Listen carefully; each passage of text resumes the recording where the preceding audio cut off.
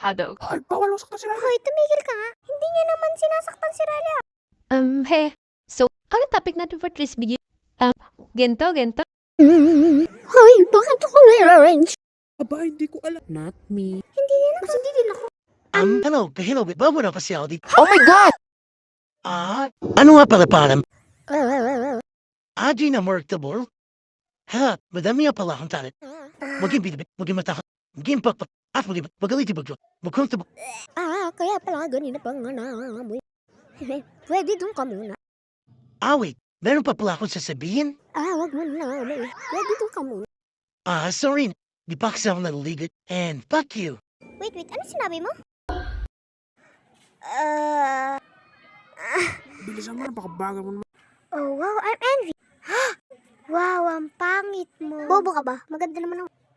Mas napakapangit mo. Ako naman, kanina pa kayo. Tang inong, bakit ka ba kantae? Oh, wow, mas muhanday. Hoy, anong ginagawa mo? Ay, sorry. Yo. Hihi. Sino naman itong mukhang tayo na to? Ang talent niya pala ay maging pakpak, mahiyain, at siya nga pala si embarrassment. You're not welcome to my vlog. Shake hands tayo. Ay. Bobo ka ba? Apre na lang tayo. Parang medyo maasim kamay mo. Pwede pasok mo na dahil kanina ka pa sinawit ng ina mo. Grabe naman tumahamur. Narinig niyo ba, guys? Tang ina mo di. Ano na naman tong bogbilang? Ito nga pala siya. What? Ano pinagsasasabi? Nakaka-bored naman dito.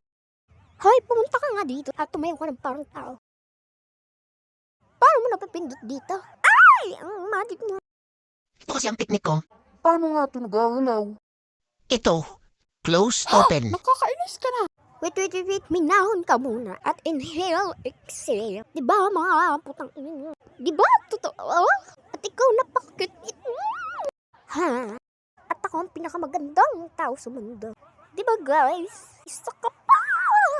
What the fuck? That in.